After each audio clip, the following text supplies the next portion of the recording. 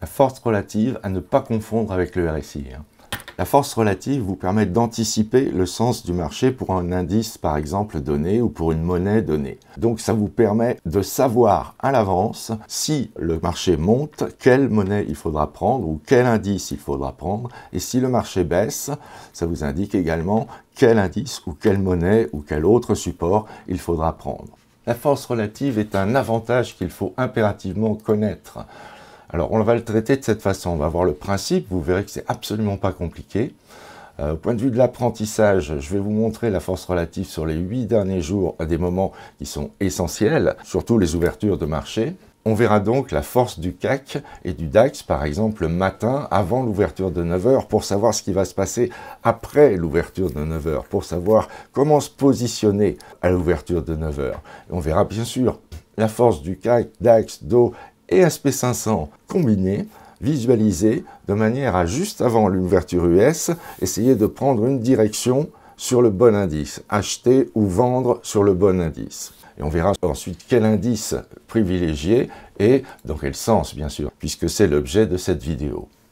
Alors ici, on entre tout de suite dans le vif du sujet. Alors je vous explique un petit peu. En haut, vous avez le CAC. Ensuite, vous avez le DAX.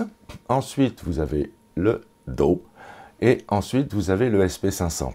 Alors, il est toujours avantageux de présenter ceci de cette façon. La NanoTrader permet comme ça de superposer les indices les uns par rapport aux autres. Donc, on a directement une comparaison possible sur ce qu'il se passe dans la dernière partie. C'est ça qui va nous intéresser pour la force relative. Donc ici, on se situe juste avant l'ouverture US. Et on voit qu'il y a des différences de comportement entre les indices. Je vais visualiser ici les différences de comportement. Vous voyez que les petits traits bleus relient des petits points entre eux, vous donnent la direction globale. Et je vous ai mis aussi un petit rond ici pour vous montrer les 3 dernières bougies à la différence qu'il peut y avoir dans les indices que donnent les cours de chacun des supports. Donc ici, vous avez donc la direction générale. Vous voyez qu'elle est déjà assez différente. Et puis, on voit ici les 3 dernières bougies. Regardez, là sur le CAC, on monte un petit peu. Là sur le DAX, on est relativement plan. Et regardez ce qui s'est passé par contre sur le Wall Street, c'est-à-dire sur le DAX. On a 2 petites bougies, la 3e est en train de plonger, alors qu'en Europe, on ne bouge pas. De même pour le SP500, on est en train de plonger. Ce sont surtout les 3 dernières bougies qui nous donnent l'indication majeure, en plus de l'inclinaison globale des cours. On voit ici que les indices forts donc, vont résister. Ces indices forts sont le CAC et le DAX qui ont plutôt tendance à monter. Et les indices faibles, eux, vont descendre, peuvent s'effondrer.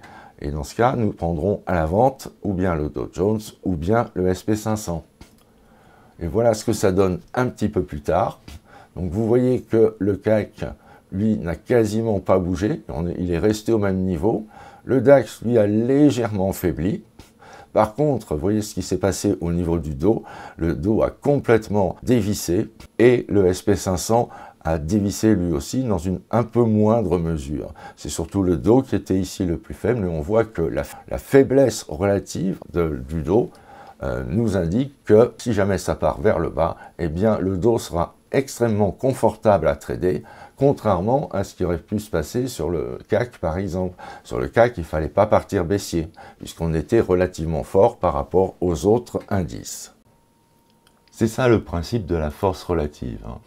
Donc ce qui est fort montera beaucoup plus facilement et résistera mieux à la baisse.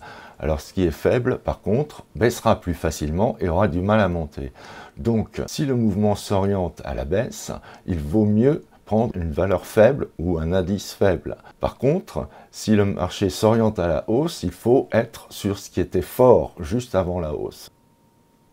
Voilà déjà un premier exemple que je vous propose. Alors essayez de voir, ici on est vers 9 h du matin à peu près, juste avant l'ouverture en fait, et nous avons en haut le CAC et au milieu le DAX. Bon, les indices US là ne sont pas concernés. Donc à votre avis, quel est le plus fort et quel est le plus faible? C'est pas si facile parce que ça se ressemble beaucoup. On a des mouvements qui sont légèrement orientés vers le bas, mais si on dessine un petit peu ce qui s'est créé ici, on voit que ici a été fait un petit plus haut, ce qui n'a pas été le cas là. Et le marché est d'autre part beaucoup plus constant par rapport à l'ouverture plutôt que le DAX. Donc a priori, le CAC est plus fort en l'occurrence. Donc voilà le résumé et voilà ce que ça donne a posteriori. Donc maintenant, qu'est-ce qui s'est passé? On a eu un premier mouvement baissier relativement faible, qui a duré une vingtaine de minutes à peu près, et on voit qu'effectivement le CAC a mieux résisté à ce mouvement baissier que le DAX.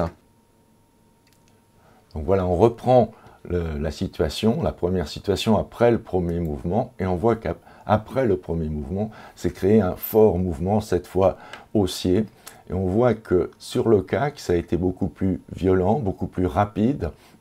On est arrivé à un niveau qui est nettement supérieur à ce qu'était la clôture de la veille, alors que sur le DAX, le mouvement a été un petit peu plus lent. C'est un beau mouvement quand même, hein, mais il a été un petit peu plus lent. Il n'a pas dépassé le sommet du jour précédent.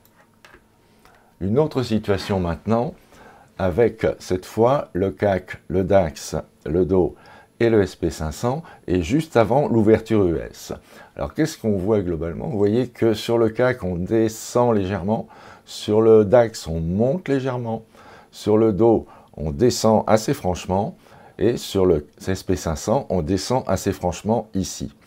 Et il arrive qu'au niveau de la force relative, eh bien, les indications ne soient pas exactement ce qu'elles devraient être. Et on va le voir tout de suite. Voilà ce qui se passe. Donc juste après, nous avons un marché qui part pour une vingtaine de minutes à la hausse, ce qui est le cas pour le CAC, ce qui est le cas pour le DAX. Effectivement, on va bien à la hausse du côté européen. Le SP500, lui, descend, il était faible, ok, mais le Dow, qui était faible aussi, remonte quand même à peu près au niveau des indices européens. Donc vous voyez, la force relative, c'est bien, mais quelquefois, ça peut se tromper. Il ne faut pas croire que ça marche à tous les coups. Non, il peut y avoir un changement de force et on peut passer d'un état de force à un état de faiblesse. Maintenant, c'est relativement rare sur ces horaires-là, sur les horaires d'ouverture européens et américains, mais ça peut arriver. Ici, on a quelque chose de très intéressant. On attend une statistique importante. Donc on voit que le CAC, comme le DAX, progresse modérément, hein, alors que le Dow progresse plus et le SP500 progresse plus également. Mais ce qui est intéressant, c'est que tous les quatre sont dans le sens de la hausse. Qu'il y en ait qui soient plus forts comme le Dow et comme le SP500, ok, mais même le CAC et le DAX, on progresse. Et on voit ce qui s'est passé derrière, c'est-à-dire la statistique, et on voit que la poussée a été franchement importante, et si on regarde bien, la poussée a été assez importante sur le CAC et sur le DAX, mais pas aussi importante qu'elle a été sur les indices US. Là, vous avez des graphes avec la même échelle, où l'échelle a été ramenée de manière à ce qu'elle soit équivalente. Les indices forts ont progressé plus que les indices faibles. Encore une autre configuration. Donc ici, je vous montre uniquement la dernière partie parce que c'est un petit peu compliqué, sinon vous allez comprendre, de voir ce qui s'est passé ensuite. Et à votre avis, regardez un petit peu le graphe, regardez comment s'oriente le CAC, regardez comment s'oriente le DAX, regardez comment s'oriente le Dow et comment s'oriente le SP500. Ici, on remarque nettement que le CAC sort du lot. Tout le monde a une petite orientation baissière, alors que le CAC, lui, a une petite orientation haussière. Donc, si c'est fort, on prendra le CAC à la hausse. Et voilà donc le mouvement qui est suivi. Vous voyez l'importance du mouvement ici sur le CAC. Un mouvement important également sur le DAX, important aussi sur le Dow, important aussi sur le SP500. Mais quand on regarde sur le CAC, c'est beaucoup plus linéaire. Là, il y a des petits instants d'hésitation, des petits plateaux. Absolument aucun sur le DAX. Et sur toute la partie qui progresse, vous n'avez que des bougies blanches. Donc vous voyez que le CAC, qui était plus fort que les autres, a bien profité de cette hausse, plus que les indices qui étaient plus faibles. Ici, un nouvel exemple. Hein. Je vous rappelle qu'on est toujours sur la même huitaine de jours, hein, donc ce ne sont pas des exemples pris spécifiquement pour vous montrer là où ça fonctionne bien. Ce sont des exemples pris à la suite pour vous montrer que c'est extrêmement courant et extrêmement intéressant de travailler avec la force relative. Donc ici, on est juste avant l'ouverture européenne cette fois, et donc on examine uniquement le CAC ici et le DAX ici. Il est vraiment net que le DAX progresse plus que le CAC sur cette première partie de graphe, c'est-à-dire juste avant l'ouverture. Et voilà ce qui se passe derrière. Vous voyez, il y a un mouvement haussier qui s'est mis en route sur le DAX, et parallèlement, sur le CAC, eh bien non. Il n'y a pas eu de mouvement, il y a même eu des fortes bougies à la baisse qui ont été rattrapées, mais globalement, on est resté au même niveau, contrairement au DAX qui était fort et qui, lui, a fortement progressé.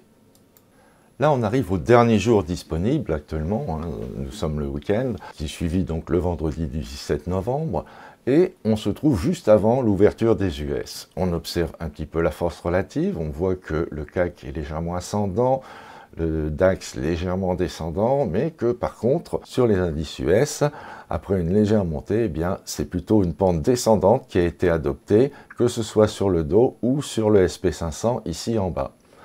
Alors on pourrait se dire, et c'est tout à fait naturel, ce sont les valeurs américaines qui vont dicter leurs lois au marché, donc comme elles ont tendance à prendre une direction baissière, eh bien on va essayer de shorter, et puis comme le DAX par exemple est en retard sur les valeurs américaines, eh bien on va le prendre lui, puisqu'il va rattraper son retard, on va donc le vendre de manière à ce qu'il récupère son retard par rapport au Dow et au SP500.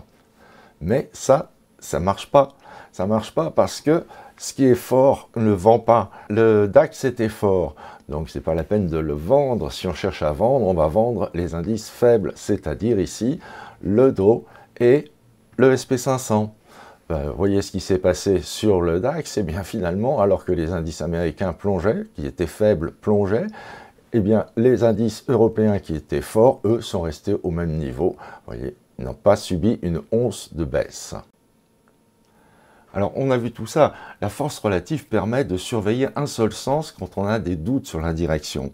Ça veut dire quoi? Ça veut dire que si vous envisagez de trader le Dow, par exemple, et que le Dow est faible par rapport aux autres indices, eh bien, vous ne chercherez pas des signaux longs, vous chercherez uniquement des signaux baissiers.